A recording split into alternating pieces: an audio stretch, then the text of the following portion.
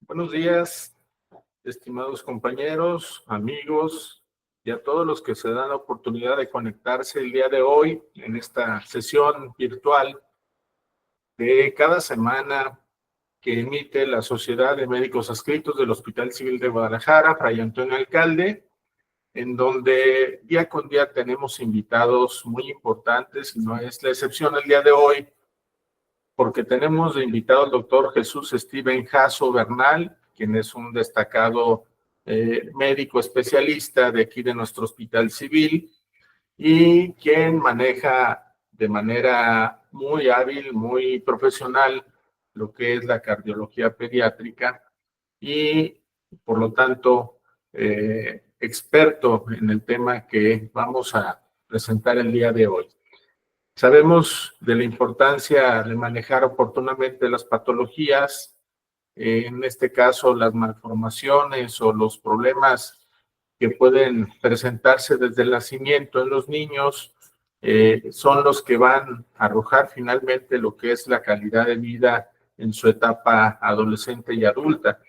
Por lo tanto, no podemos evitar la necesidad de tener especialistas con una gran calidad profesional y una formación excepcional, como lo es la que tiene el doctor Jesús Steven, que nos presentará el tema abordaje diagnóstico de cardiopatías congénitas con un énfasis en la historia clínica.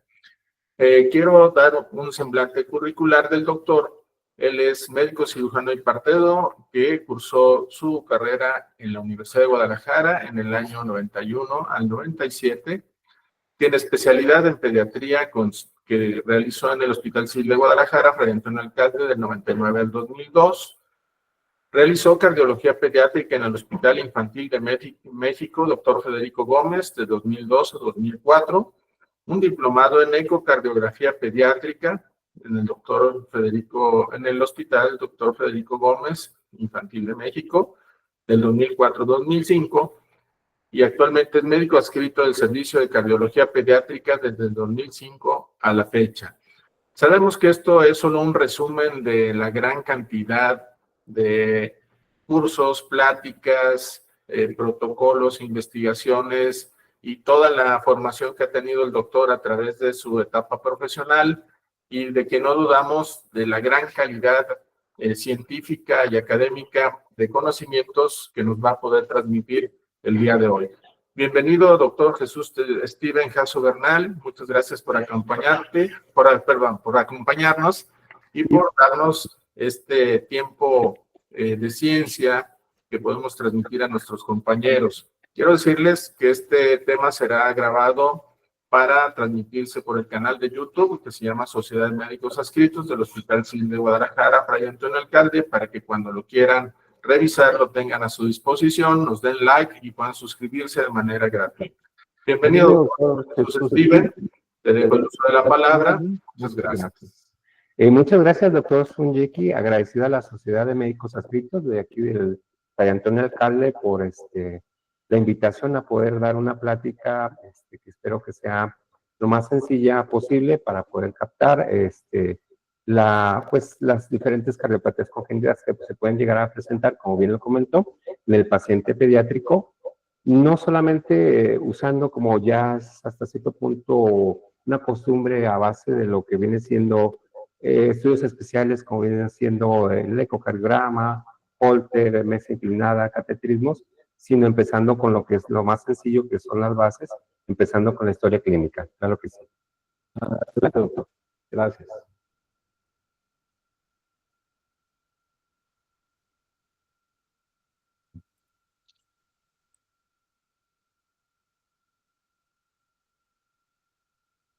Muy bien.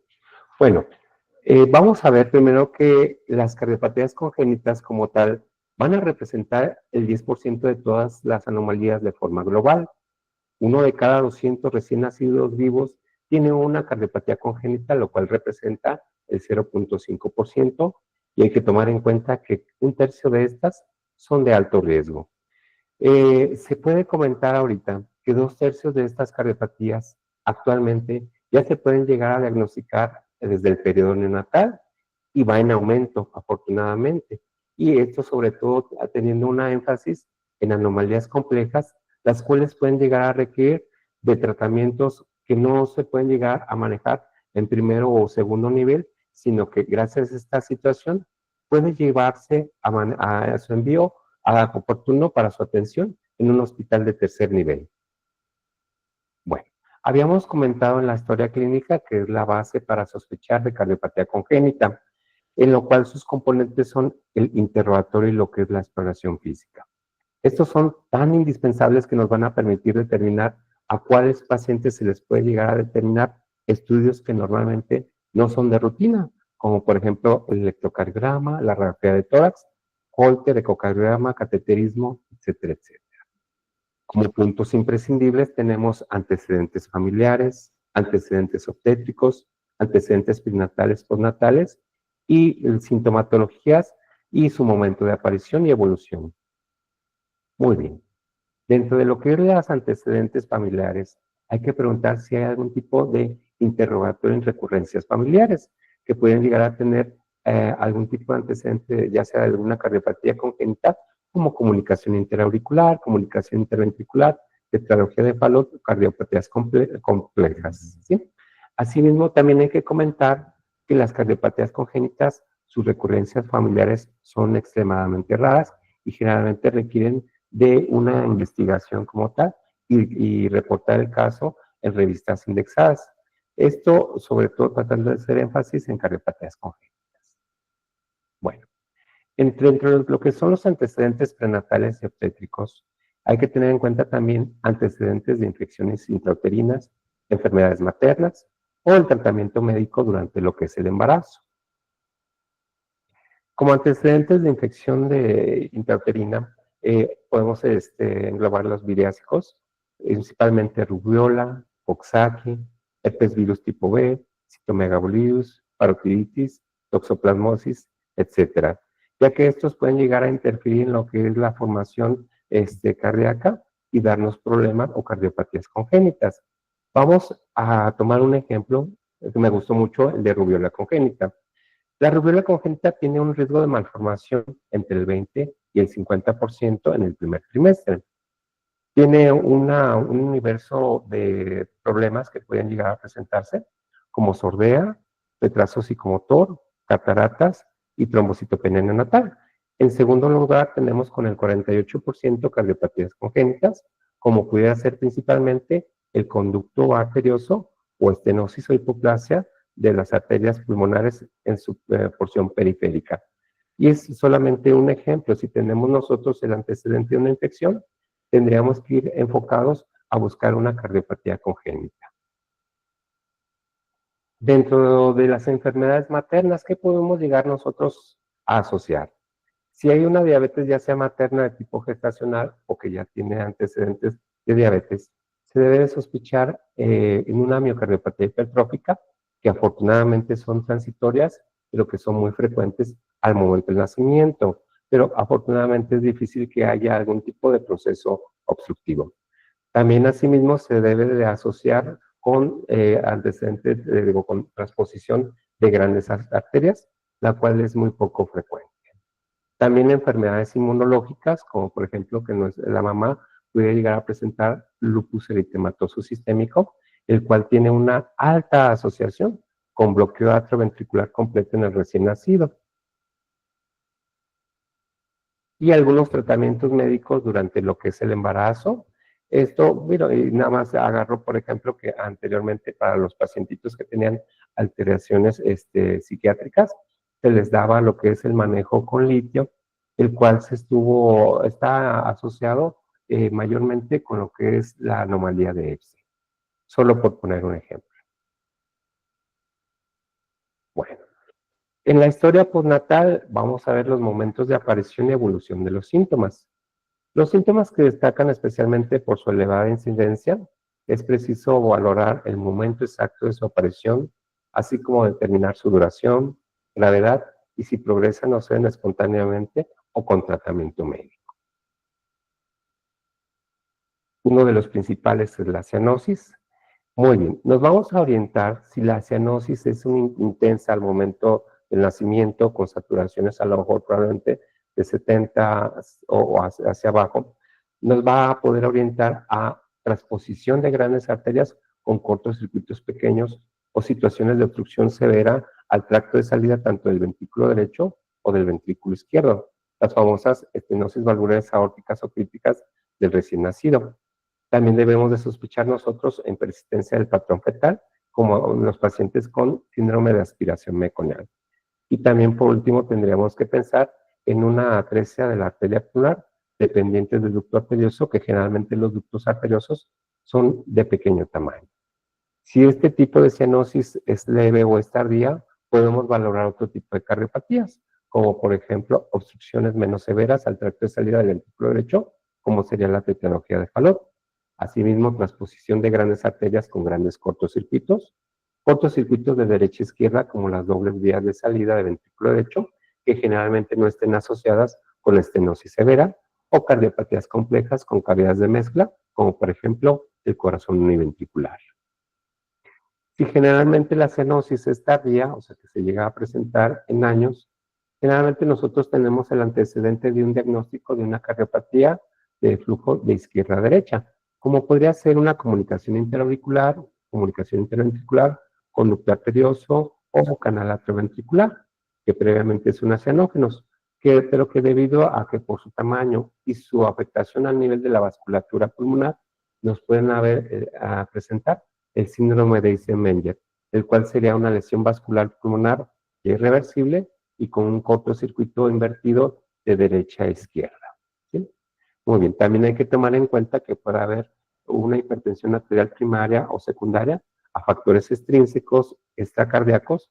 Es un diagnóstico que también se tiene que tomar en cuenta en niños con cianosis que no se encuentra en una causa cardíaca, tomando en cuenta que este tipo de pacientes, ya sea por medio de ecocardiografía o cateterismo, no se logran encontrar cardiopatías, tendríamos que hacernos sospechar en otra causa no cardiológica. Muy bien. Otro síntoma también importante que nos puede llegar a sospechar en lo que es insuficiencia, en cardiopatía congénita, en el periodo neonatal inmediato, cardiopatía grave, como el famoso síndrome de ventrículo izquierdo hipoplásico, en el cual no se llega a desarrollar lo que es el ventrículo izquierdo y la aorta ascendente y la porción transversa, teniendo aquí prácticamente lo que es la circulación arterial, prácticamente dada por el ventrículo derecho, el tronco de arteria pulmonar y el ducto arterioso. Son cardiopatías ducto dependientes. Asimismo, como anomalías en el retorno venoso pulmonar, como las conexiones anómalas totales de venas pulmonares infradiafragmáticas, que por definición son obstructivas. ¿Sí? Asimismo, como cardiopatías asociadas a obstrucción de cavidades izquierdas, como la estenosis valvular aórtica crítica del recién nacido, trastornos del ritmo, como por ejemplo un bloqueo AV congénito, con frecuencias cardíacas de 40 o 50, el paciente no llega pues prácticamente o llega a estar muy inestable, o crisis de taquicardia paroxística que sean sostenidas. Otro ejemplo sería otra cardiopatía que pudiéramos nosotros llegar a sospechar, son las miocardiopatías hipertróficas obstructivas o con una dilatación con disfunción ventricular severa. Otra sintomatología que también nos debe de hacer sospechar en cardiopatía congénita son las famosas crisis de hipoxia, y su representante principal es la tetralogía de Fallot. Estas son más frecuentes con algún grado de obstrucción a nivel infundibular, subpulmonar, en relación al cual el mecanismo llega a provocar un descenso súbito del flujo pulmonar con hipoxemia severa. Asimismo también las crisis sincopales. Estos son eventos con pérdida súbita del estado de conciencia que generalmente se presentan por arriba de los 7 o 8 años de edad. En la mayoría de las veces son pacientes que son previamente sanos. Eventos que generalmente tienen un factor desencadenante, ya sea la toma de exámenes de sangre, al estar parados o sentados por largos periodos, como por ejemplo estar en iglesia, honores a la bandera, desfiles, cortes de cabello, etcétera, etcétera, que pueda tener el antecedente de haber presentado en lugares muy concurridos o con poca oxigenación, como por ejemplo en lo que viene siendo algunas tiendas departamentales. Puede haber o no pródromos con mareos, visión borrosa, sensación de hormigueo o debilidad muscular.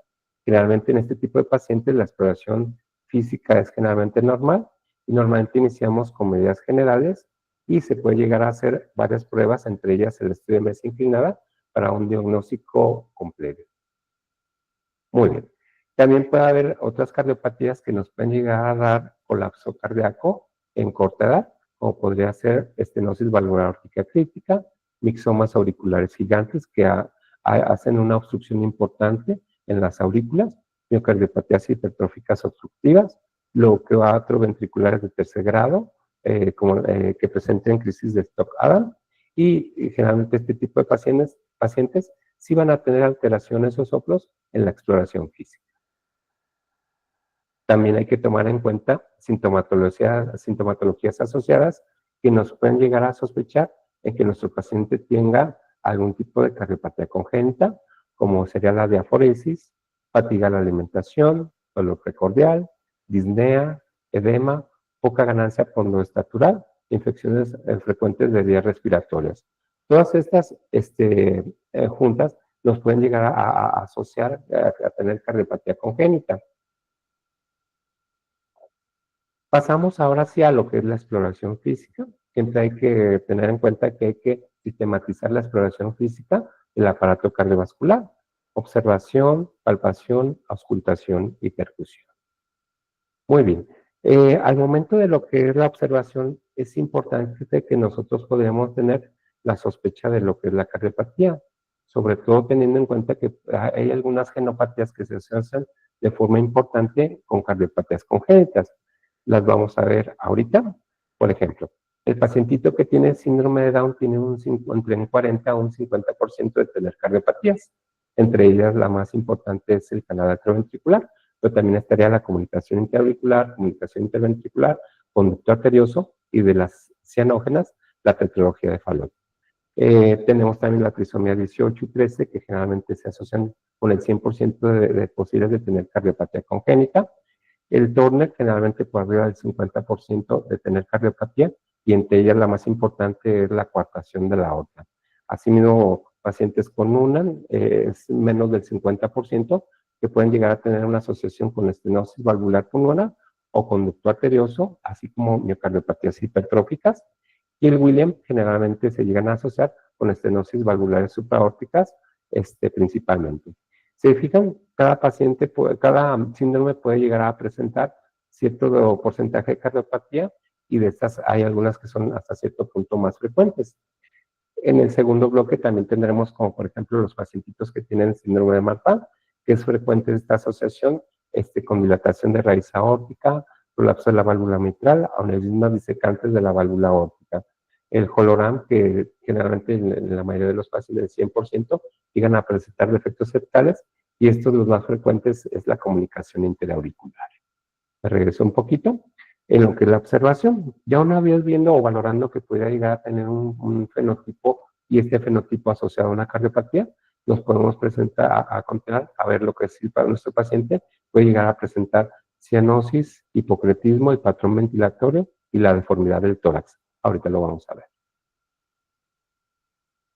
Bueno, en lo que viene siendo lo que es la cianosis, es muy importante actualmente ahora apoyarnos en lo que es la oximetría de pulso, teniendo en cuenta que generalmente en el ojo humano se detecta la cianosis, que es una saturación por debajo del 85%. Actualmente cardiopatías que pueden llegar a presentar una cianosis no tan importante como pudiera ser la conexión anómala total de venas pulmonares con un defecto septal amplio, nos podemos apoyar actualmente el famoso tamiz cardiológico, que a final de cuentas puede llegar a detectar cardiopatías congénitas que a lo mejor a simple vista pueden llegarse a pasar desapercibibles. Este es el famoso tamiz cardiológico, es una oximetría de pulso que generalmente se realiza en lo que es la mano derecha y en cualquiera de los dos pies, entre las 24 a 48 horas de vida, generalmente con aire al 21%, con ambiente cálido y tranquilo. Muy bien. Generalmente es negativo si la saturación es por arriba del 94% entre la mano derecha y el pie, o una diferencia menor del 3% entre la mano derecha y el pie. Generalmente este tipo de pacientes nos vamos a cuidados normales del recién nacido. Es positivo si la saturación es de 90 a 94 en mano derecha y en pie, o una diferencia por arriba del 4% entre mano derecha y pie. Si es el caso, se tiene que repetir la situación en 1 hora. Si es negativo, se va a cuidados normales del recién nacido. Si es positivo, se va a repetir en 1 hora. Si saliera otra vez positivo, se solicita un ecocardiograma por el cardiólogo pediatra que esté de guardia y buscar de todas maneras también una causa de hipoxemia. Y es positivo inmediato con una saturación por debajo del 90% en mano derecha o en pie.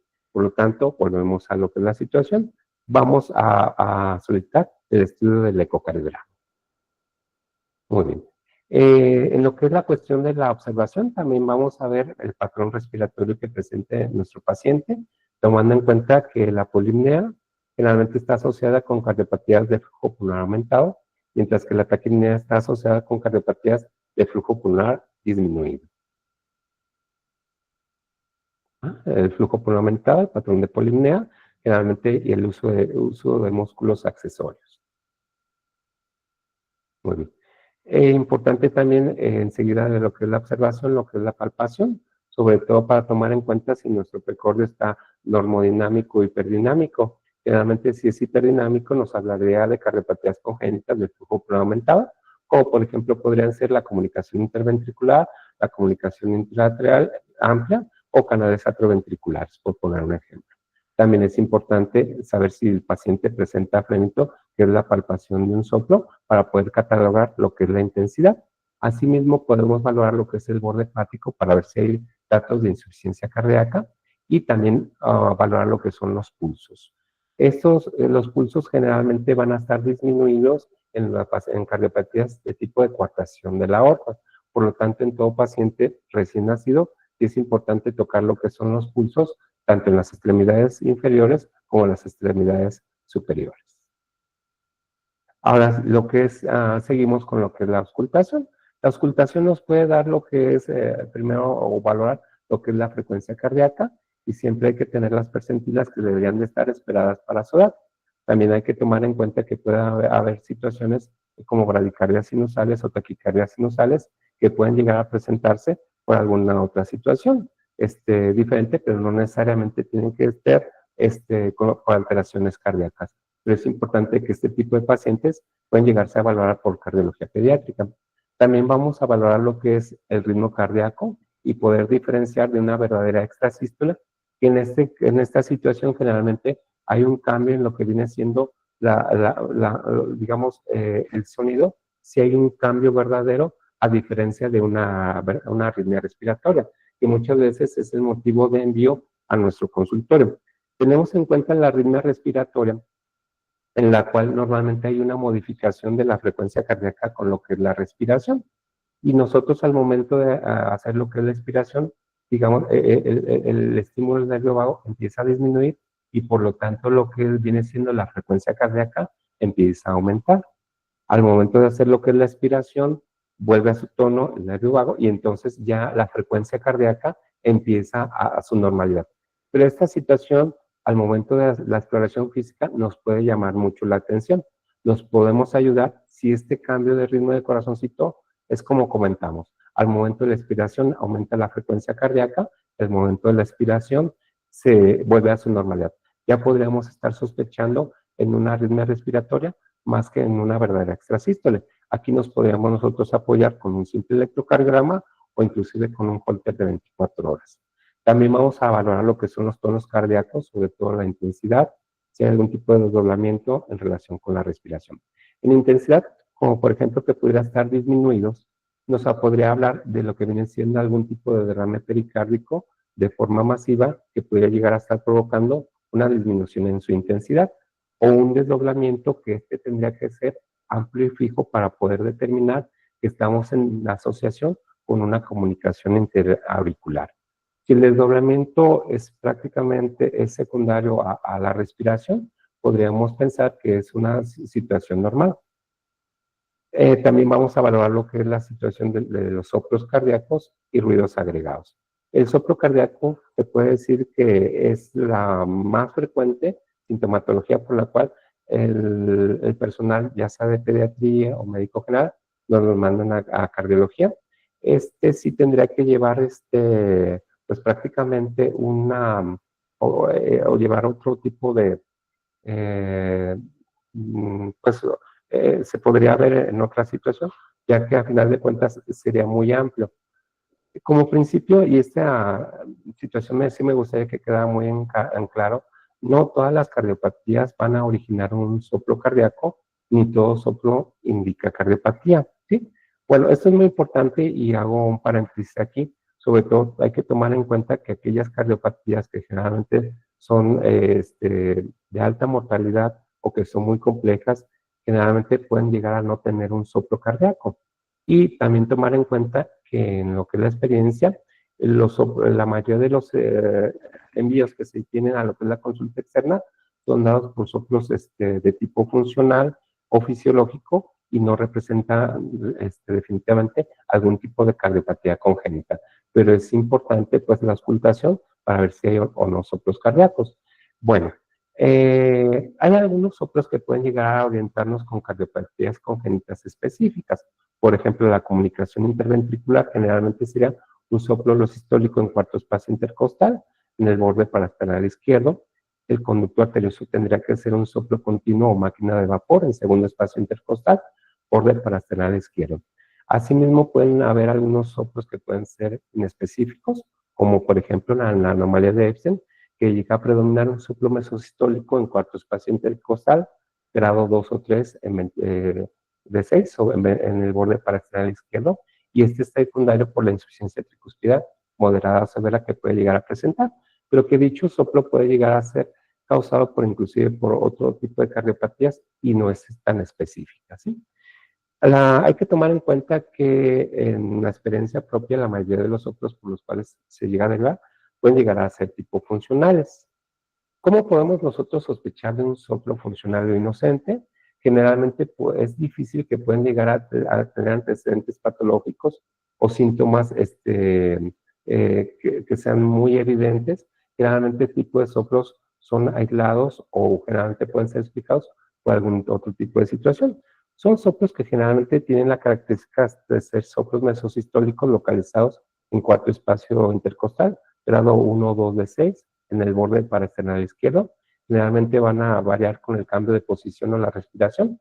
Generalmente no son irradiados y sin fenómenos agregados. Y sobre todo hacer mucho hincapié en que generalmente son pacientes que difícilmente llegan a tener algún tipo de asociación con síntomas agregados. Y es como podríamos nosotros sospechar en un soplo funcional inocente. Muy bien. Y pues algunas cosas que podríamos nosotros llegar pues a manejar, como siendo la duración, la intensidad, la localización, el epicentro, transmisión, timbre y radiaciones, pero bueno, sería para una plática muy extensa. Aquí, bueno, sí es importante comentar lo que viene siendo lo que nos puede llegar a ayudar un poco. Generalmente, nosotros teniendo en cuenta que en sístole ventricular, en lo que es las válvulas sigmoideas, tanto la válvula pulmonar como aórtica, normalmente deben de estar abiertas. Si nosotros escuchamos un soplo ya sistólico en la válvula pulmonar, en el foco pulmonar o en el foco aórtico, podríamos estar sospechando de alguna alteración en lo que es la apertura, o sea, estaremos hablando de una estenosis. Pero si en ese mismo foco escuchamos un soplo en diástole, que deberían de estar cerradas lo que son las valvulitas, podemos sospechar lo que es que pudieran tener una insuficiencia pulmonar o una insuficiencia aórtica. Y lo mismo pasa con la válvula tricúspide mitral, en este tipo de casos. Bueno, los grados en los cuales, pues bueno, podemos catalogarlos, nos vamos a detener mucho en esta situación, y la localización de los soplos. También no nos vamos a detener mucho. De aquí nos vamos a pasar, pues prácticamente a, a la toma de tensión arterial, que nos puede llegar a ayudar, sobre todo en pacientes que tienen, por ejemplo, coartación de lo que es la aorta. Generalmente es de preferencia tomarlo con un monitor. La longitud del brazalete generalmente debe de abarcar 3/4 del total de la longitud del brazo, generalmente en un ambiente tranquilo, y tomar en cuenta que los pacientes pediátricos generalmente llegan a presentar 10 milímetros de mercurio más en miembros pélvicos que en miembros torácicos. y si hay que hacerlo, graficarlo. Y en caso de duda, se puede llegar a tomar un mapa de presión arterial para tener en cuenta si nuestro paciente puede llegar a presentar hipotensión o hipertensión arterial sistémica. Y por lo tanto, si tenemos todas estas situaciones o alguna de ellas que nos llegue a sospechar en cardiopatía congénita, se debe manejar un electrocardiograma y una radiografía de tórax que nos pueden llegar a auxiliar un poquito más en lo que es la sospecha de la cardiopatía congénita. Muy bien, y tampoco si nos vamos a meter actualmente en lo que es el electrocardiograma y lo que es la radiografía. Bueno, ahora sí vamos a hacer la situación un poquito más específica en relación a lo que son las cardiopatías. Por ejemplo, en la cardiopatía de tipo de comunicación interatrial, que es una cardiopatía acianógena de flujo pulmonar aumentado, generalmente es más frecuente en el sexo femenino, 2:1. Aquí en lo que es la situación podríamos asociarlo con síndromes genéticos como es el Hologram. Generalmente este tipo de pacientes llegan a pasar asintomáticos hasta que lo que es la exploración de rutina se les puede llegar a detectar un soplo cardíaco o un desdoblamiento amplífico del segundo ruido. Como antecedentes de importancia, habrá infecciones de vías respiratorias frecuentes de repetición, ciertos grados de hipodesarrollo, falta de ganancia pondoestatural. Muy bien, aquí tenemos un cuadro que nos va a señalar lo que es en la observación. Como es una cardiopatía de cortocircuito de izquierda a derecha, generalmente no vamos a encontrar nosotros cianosis. En pacientes que pueden llegar a tener con síndrome de Down y que llegan a presentar una lesión vascular pulmonar pronta, pueden llegar a presentar lo que es cianosis. Esta sería como la excepción a la regla. Y generalmente pueden llegar a presentar, cuando son defectos amplios, un patrón de polimnia. En lo que es la palpación, generalmente es un precordio hiperdinámico y en algunos casos la hiperactividad del ventrículo derecho. En la auscultación tendríamos el desdoblamiento amplífico del segundo ruido y podríamos llegar a tener de forma agregada un soplo sistólico eyectivo en el segundo espacio intercostal del borde parasternal izquierdo con una estenosis relativa por hiperflujo de la válvula pulmonar, o retumbo diastólico en el tercio inferior del borde parasternal izquierdo, que nos indicaría también una estenosis relativa, ahí dice de la tricuspide, pero es de la válvula mitral. A medida que aumenta la hipertensión arterial pulmonar, se va a perder el desdoblamiento amplio y fijo del segundo ruido y se va a cambiar un reforzamiento del segundo tono. En lo que viene siendo la comunicación interventricular, generalmente pequeña, generalmente los pacientes son asintomáticos, en la observación el desarrollo generalmente es normal, en la palpación generalmente el precordio es normodinámico, sin hepatomegalias con pulsos normales. Y en la auscultación podemos nosotros encontrar un soplo sistólico en cuarto espacio intercostal, grado 1 de 6, con segundo tono normal. El tamaño del defecto va a depender mucho del gradiente de presión entre ambos ventrículos y la relación con la poscarga con las cuales tenga que bombear los ventrículos, tanto de las resistencias vasculares pulmonares como sistémicas. En las CIVs moderadas, generalmente ya empieza a haber algo de sintomatología, como sería fatiga a la alimentación, polimnea al sueño e infección de vías respiratorias frecuentes, que en muchos casos se tienen que llegar a hospitalizar. En la observación, generalmente el desarrollo pudiera pasar normal o pudiera tener una falta de ganancia pondoestatural. En la palpación ya empezamos a ver nosotros un precordio hiperdinámico, no va a haber hepatomegalia y generalmente los pulsos son normales. En lo que es la auscultación, generalmente el soplo es solo sistólico en cuarto espacio intercostal, grado 1 o 2 de 6 con segundo tono normal, pero puede ir presentando un aumento en el segundo tono conforme pasa el tiempo y esto sería secundario a una lesión vascular pulmonar por hipertensión arterial pulmonar. Y en la comunicación interventricular grande, ya se agrega lo que es el cuadro de la comunicación interventricular moderada y a datos de insuficiencia cardíaca a corta edad. En la palpación, generalmente, sí nos vamos a encontrar hiperactividad precordial y generalmente deformidad torácica. En lo que es la auscultación, vamos a encontrar un soplo sistólico en cuarto espacio intercostal, grado 1 o 2 de 6, y a medida que avanza lo que es la patología, puede ir desapareciendo esta situación por aumento de la presión pulmonar. Y de ser un soplo sistólico puede pasar a ser un soplo protomesosistólico o mesosistólico hasta desaparecer y cambiarse por un segundo tono aumentado. En el defecto septal atrioventricular o canal atrioventricular, generalmente es lo que podemos nosotros captar, es que tiene el antecedente de genocopatía en la mayoría de los casos, o como por ejemplo en el paciente con trisomía 21, que ya habíamos comentado, que tenía un 40 o un 50% de posibilidades de tener cardiopatía. Sí vamos a tener aquí ya el antecedente de infección de vías respiratorias, generalmente porque están asociadas con defectos septales interventriculares del septum de entrada amplios. En la observación generalmente va a haber diaforesis profusa y sí o sí va a haber un hipodesarrollo progresivo y patrón de polimia. En lo que viene siendo la palpación, puede haber una hiperactividad biventricular y va a haber femito en el ápex. Asimismo, es frecuente encontrar datos de hepatomegalia. En lo que es la auscultación, los ruidos cardíacos generalmente dependen mucho de si tenga o no tenga hipertensión arterial pulmonar, pero puede ir aumentando lo que es sobre todo el segundo tono y reforzarse.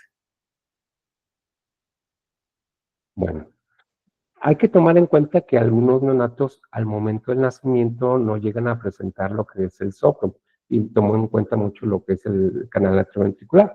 Hay que tomar en cuenta que muchos pacientes las resistencias vasculares pulmonares pueden llegar a tardar en caer, sobre todo entre el tercero o cuarto día de vida, y en este periodo pueden no escucharse soplos.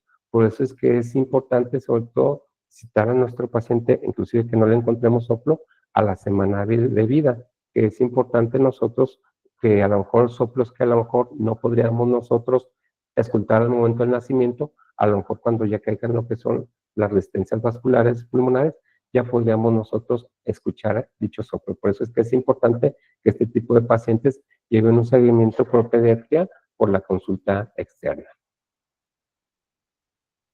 Bueno, en la conexión anómala total de venas pulmonares la vamos a dividir en no obstructiva y obstructiva. Generalmente en la no obstructiva, generalmente se llega a presentar nuestro paciente con datos de, en el segundo y tercer mes de vida, alteraciones que pueden llegar a ser visibles. Como por ejemplo en la observación, podríamos encontrar nosotros un hipodesarrollo marcado, un patrón de polimnia por datos de dificultad respiratoria, e inclusive puede haber datos de insuficiencia cardíaca. Este tipo de pacientes, como habíamos comentado, generalmente llegan a presentar una cianosis leve en el 85% de los casos y generalmente pueden llegar a presentar deformidad torácica. En la palpación podemos encontrar nosotros hiperactividad tipo precordial por hipertrofia del ventrículo derecho. Los pulsos generalmente son normales. En la auscultación generalmente encontraríamos un desdoblamiento amplífico del segundo ruido y un reforzamiento del mismo. Mientras que en las obstructivas generalmente su forma de presentación es en los primeros días de vida. Generalmente las conexiones son infradiafragmáticas por definición. En lo que es la observación vamos a ver un paciente críticamente enfermo con una cianosis importante, un síndrome de dificultad respiratoria y datos de insuficiencia cardíaca. Asimismo vamos a detectar en la palpación hiperactividad importante en el ventrículo derecho, y en lo que es la auscultación vamos a encontrar un desdoblamiento amplífico del segundo ruido, y si existe una hipertensión arterial pulmonar, un reforzamiento del segundo ruido.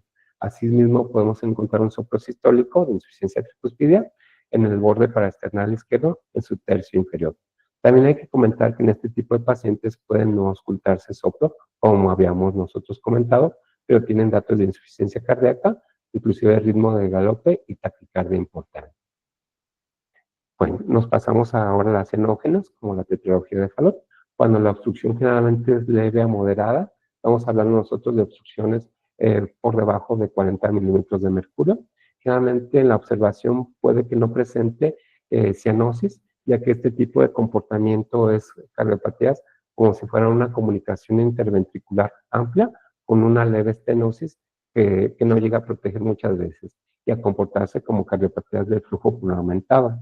Generalmente los pacientitos vamos a llegar a encontrar una respiración superficial así asociada con taquipnea, y en la palpación generalmente los pulsos son normales y el precordio generalmente es levemente hiperdinamico.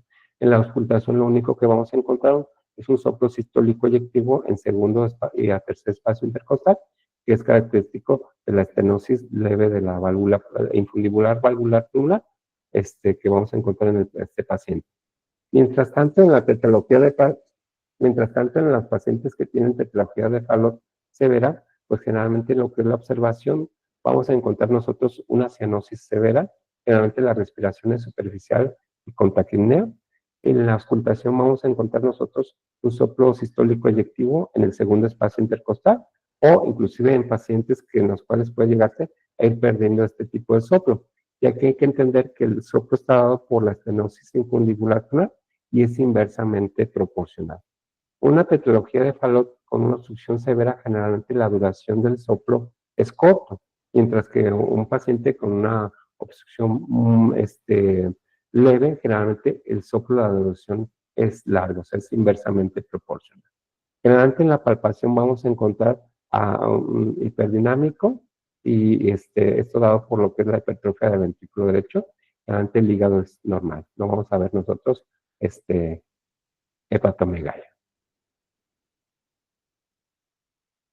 Bueno, en lo que es la atresia concepto interventricular íntegro, o el famoso síndrome de ventrículo derecho hipoplásico, generalmente en el recién nacido son pacientes que llegan a presentar una cianosis importante, ya que son cardiopatías ducto dependientes y la mayoría de las veces ductos pequeños que tienen que manejarse de forma rápida. Generalmente las condiciones son de mal estado general y se aceleran estas al ir disminuyendo lo que es el ducto arterioso. Generalmente la respiración puede ser acidótica. En la auscultación generalmente el segundo ruido es único, con aumento en lo que es su intensidad.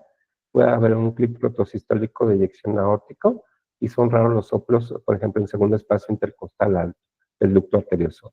Y lo que hemos comentado que en la mayoría de las veces no hay soplos audibles. En la palpación generalmente el precordio y es hiperdinámico por hiperactividad del ventrículo izquierdo y pulsos normales. Pasamos a otra como la anomalía de Epstein. Generalmente la observación tiene una fase tricuspidia que es pletórica, rubicunda y con telangiectasias. En lactantes puede haber edema de miembros inferiores o inclusive nasal. La cianosis se va a ir acentuando conforme vayan cayendo las resistencias vasculares pulmonares. En lo que es la auscultación, los ruidos cardíacos generalmente son rítmicos, puede haber un ritmo de 3 o 4 tiempos, un desdoblamiento amplio y fijo del segundo ruido, un S4 o por un S4 y un S4 asociados a los ruidos cardíacos. También puede haber un soplo sistólico de insuficiencia tricuspidia, generalmente en cuarto o quinto espacio intercostal, borde paraesternal izquierdo y un retumbo diastólico pequeño en la región paraesternal izquierda. En la palpación generalmente vamos a encontrar pulsos normales, un precordio hiperdinámico generalmente, y ya vamos a poder encontrar hepatomegalia. En lo que es la transposición de grandes arterias, siempre vamos a encontrar una cianosis de forma muy intensa, generalmente esto debido por lo que es la cuestión de la circulación en paralelo que se llega a presentar en este tipo de cardiopatía, saturaciones que son siempre por debajo del 70% y que no van a mejorar con la oxigenación, y la respiración generalmente es acidótica con datos de insuficiencia cardíaca. En la auscultación generalmente es un segundo tono único de alta tonalidad y es difícil que se llegue a encontrar algún tipo de soplo o el tipo de cardiopatía que se llega a presentar. Bueno, muchas gracias.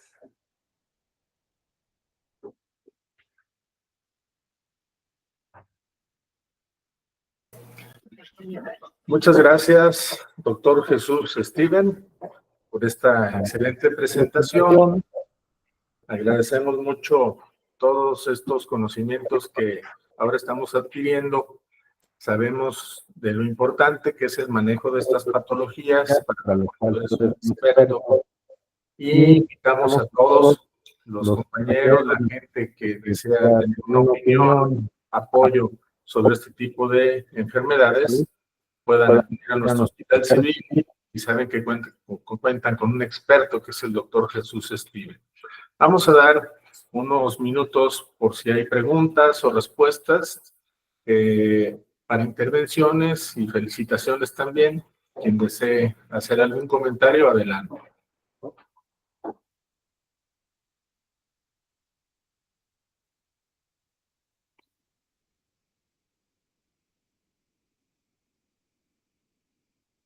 Margarita Córdoba dice, excelente plática, gracias.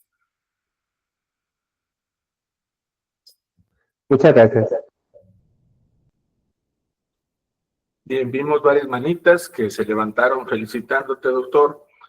Pues no nos queda más que agradecer de nuevo el tiempo que estuviste con nosotros. Nos dice aquí el doctor José de Jesús González Vargas, felicitaciones, excelente ponencia, doctor Jesús Steven Caso. Saludos a ustedes también. Bien, entonces les dejamos el nombre.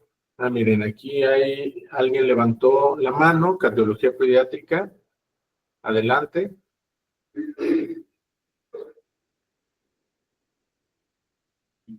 Adelante con la intervención.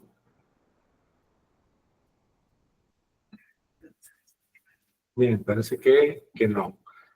De nueva cuenta, felicidades, doctor Jesús Steven. Muchas gracias por estar con nosotros. Te estaremos invitando próximamente. Gracias a todos los que se pudieron conectar.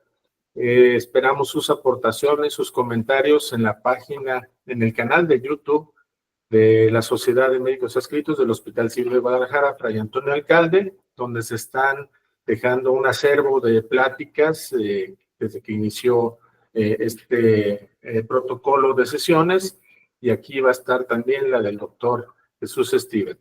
Muchas gracias a todos, que tengan excelente día. Doctor Jesús, ¿algún comentario final? No, definitivamente, pues, hablar de un abordaje clínico es, hasta cierto punto, creo que es la base fundamental para poder determinar qué pacientes se le debe seguir su protocolo de lo que es investigación, pero sí tomar mucho en cuenta que las cardiopatías congénitas, muchas pueden llegar a no tener un síntoma, un signo claro, y a veces es un poquito medio confuso saber qué pacientes que no, pero es importante estar revisando al paciente. Ya gracias, afortunadamente, nos podemos llegar a auxiliar de lo que es la radiografía, el electrocardiograma, las pruebas de tamiz cardiológico, que afortunadamente ya es ahora sí obligatorio a nivel pues de ley, afortunadamente. Esperemos que siga así, y pues ahora sí, si hubiera de todas maneras algún tipo de duda, algún tipo de situación, pues no habría duda en que por ser estas situaciones muy graves, que pueden llegar a ser muy graves, mandarlos con el cardiólogo pediatra. Así es. Muchas gracias, doctor. El interrogatorio, la anamnesis y la revisión del paciente es sumamente importante, como ya lo dijo el doctor Jesús Steven. Y bueno, agradecerles de nueva cuenta. Nos vemos en las siguientes presentaciones de nuestros martes de sesiones virtuales. Que tengan excelente día. Gracias, doctor Jesús Steven. Gracias.